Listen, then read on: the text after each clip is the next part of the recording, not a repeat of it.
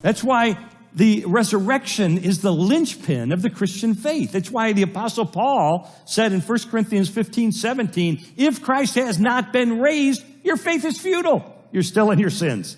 In other words, if the resurrection of Jesus is not an actual historical fact, you are fully justified in walking away from this faith. So what? I'm going to have to call a false dichotomy on you. Because you're saying that it's either you believe in the resurrection of Jesus or you're not a Christian. There are plenty of Christians out there that don't necessarily believe in a literal resurrection of Jesus or anything like that. There's this one thing called an atheist Christian, which is kind of fucking out there, but they believe in Jesus as a moral teacher or something like that. They don't believe that he was the son of God or anything of that sort, and they don't necessarily believe in a God. They just hold this figure, this character of Jesus as a moral standard to live their lives by. So I mean, there's that type of Christian, but to say that you that if you don't believe in the resurrection of Jesus, to say that you don't believe in the resurrection of Jesus and that's the only reason why you're justified in leaving Christianity, I think that there are plenty of reasons before that in order to leave Christianity. Now, I will say that if you're a Christian and you don't believe in the resurrection of Jesus, I would have to question why you still believed in it. I would have to ask, what exactly do you believe in the Christian, like as far as the Christian doctrine goes, how do you believe in it? So, but I think that it's a false dichotomy for you to say that, hey, it's only at this point that it's justified in you leaving the faith. You are completely justified at any point in time before the resurrection, before you even consider whether or not he was resurrected, okay? Before then, there's plenty of reasons to leave the faith. So it's a false dichotomy to say that that is the linchpin for being justified in leaving the faith. Jesus did rise from the dead and thus establish that he is the unique Son of God.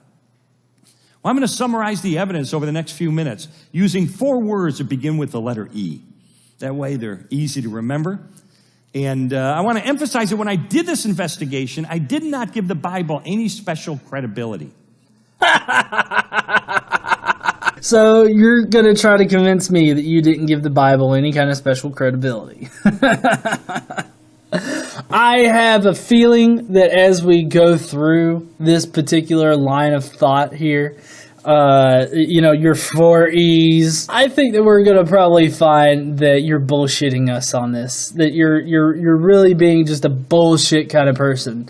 Because I'm fairly certain that you're going to suspend your skepticism and you're going to lend the Bible that special credence. So I'm just going to go ahead and call that right now. That's going to happen at least once, if not more times than that. So let's see what your evidence is there, Lee. To be inerrant, inspired, the Word of God, I do now. But back then, all I would accept it as being is what it undeniably is, which is a set of ancient historical documents. So, before you even get into your explanation, you're already giving it special credence. So, to say that the Bible is a set of historical documents, that's just ridiculous. Okay, not only is it ridiculous to consider what you have now as the Bible to be a historical document, that's pretty ridiculous in and of itself. I mean, the history contained in it is fucking made up. I mean, it's literally, you can literally go through the Old Testament, find prophecies, and be able to construct that story like completely. And given what was going on at the time, with the Jewish faith and all that kind of stuff, I mean, you had all these failed messiahs that had come up before them, so many different key points in history where the Messiah didn't come. Just kind of inevitable that would exist, To say that what you have now is a historical document is utter bullshit, and we've already proven that in multiple ways, which I actually cover in my Did Jesus Exist series, how the New Testament isn't in any way historically accurate at all. What the Bibles that we have now are in no way close to what was being taught in the first century. they're not even close to what was being discussed at the time. I mean, at the time of Council of Nicaea, when the Bible was pretty much put together and whatnot, or one of the times when they were constructing the Bible and the dogma in general, the main argument there was whether or not the Bible or these holy texts were God breathed, or if some holy roller douchebag made them up and just said that they came from God. And it all relied on one fucking person, Constantine, to make that decision, because his bias leaned him towards God breathed. Right? So, therefore, that's how it came into be that the entire Bible is directly from God. One asshole's opinion. So, good on you there, Lee Strobel. You're going off of one dead asshole's opinion about the Bible, and about Jesus, and about all of that shit. Good on you. Way to not give it any kind of special fucking credence. New, just as you can investigate any ancient historical writing, whether it's by Josephus or Tacitus or Suetonius, you can take those same investigative techniques and apply them to the New Testament to try to determine, is it telling me the truth? You're right, you can. The historical methods that you're talking about there have disproven all of those sources that you just named. If you would like to know more about any of this shit, definitely check out my Did Jesus Exist series, where I go over all of it, because I go over Tacitus, Suetonius, Josephus. I mean, I go over all that shit already. So if you're interested in that, definitely check down below for a link to my Did Jesus Exist series. Okay, so one thing that should really make you question whether or not the Bible is relating true history or not is Pilate. That's one particular pillar that you can latch onto, because in the Bible, Pilate is really portrayed as this uber cuckold person who lets the Jewish people boss him around and tell him what to do, when in reality, this motherfucker was hardcore. I mean, he got a bunch of his best men to dress up as civilians, go into a rioting crowd, or not rioting, but protesting crowd, and at the drop of his finger, he fucking had them like annihilate anybody that they could get their hands on. This motherfucker slept like a baby that night, okay? So, for you to say that the Bible relays accurate history is total bullshit, because in how it handles Pilate alone, it doesn't record accurate history, because Pilate, he wouldn't have given a fuck what the Jewish people thought. He wouldn't have given a fuck. He would just as soon kill them and sleep like a baby than he would allow them to push him around. Not to mention the fact that the whole Jesus and Barabbas thing, when he, either let this guy go or let this guy go. That is an exact copy of the Yom Kippur ritual. So, I mean, when you got shit like that, it really makes you doubt the historicity of the Bible. So, I implore you to investigate the historicity of the Bible, and I think that you'll find that it doesn't relay accurate history at all. In other words, I didn't just open the Bible and says, oh, Jesus rose from the dead, end of story. I wanted to dig beneath that. How do we know it really happened? So what are the 4 words that summarize the evidence for the resurrection?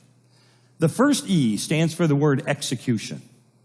You have to have a death, right, before you can have a resurrection. And what's interesting, as I began to study the execution of Jesus, what I learned is that there is no controversy among scholars in the field about the fact that Jesus was executed by crucifixion under Pontius Pilate. It's just not controversial. And I don't mean just evangelical Christian scholars. I'm talking about the wide range of scholarship. Why? And that's the appeal to authority. That's what he's doing here. It's an appeal to authority to be like, there's no controversy among the scholars, so it must have happened. No. I mean, having a consensus on this is pretty strong, because, but the reason, you gotta look at the reason why. I mean, you're talking about digging deep, like really, really going 2 fingers in deep, right, into this fucking evidence, but yet all you do is look at the surface of this consensus, okay? I mean, a consensus is a pretty strong thing. I'm not going to deny that. But if you appeal to just the consensus and not the evidence that underlies the consensus, the explanation that those scholars give for the evidence, And if it doesn't make sense, then you have to question the consensus. I mean, just because a bunch of people, like whether or not they're experts, just because a bunch of people agree on it does not make them correct. It's the underlying evidence that makes them correct. So what you have to do is you have to go in deep into the evidence, look at it for yourself if you question it. Now, if consensus is all you need, fine, I guess.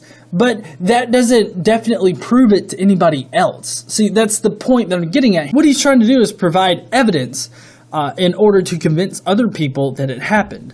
And in order to do that, a consensus alone is not going to do it. It's like, okay, well, there's this consensus, and now here's why it's a consensus. Here's why they all believe this. Here are their explanations. Now, I'm not expecting you to go into a 2-hour rant on the evidence or whatnot, but, just even listing off the evidence here would be a good start. If someone's really questioning it, it would give them a place to go to and to start from in order to start their own investigation instead of just having to fucking believe you at your word. I don't like consensus. I mean, as far as it being the primary evidence for anything, I don't subscribe to just only a consensus. Because, I mean, if we only prescribe to a consensus, then we would be fucking stuck back in the 1850s having slaves and shit. Because a good majority of people believed that the Bible said that you could own people back then. But now I'm fairly certain that you, Lee, don't think that you should own another person. Thank you for joining me today on this Fallacy Friday. I hope that you enjoyed it. I hope that you will join us next week. Go down below, hit that subscribe button so you don't miss it, and hit the like button if you like this video. I will see you guys later, and y'all have a great new year.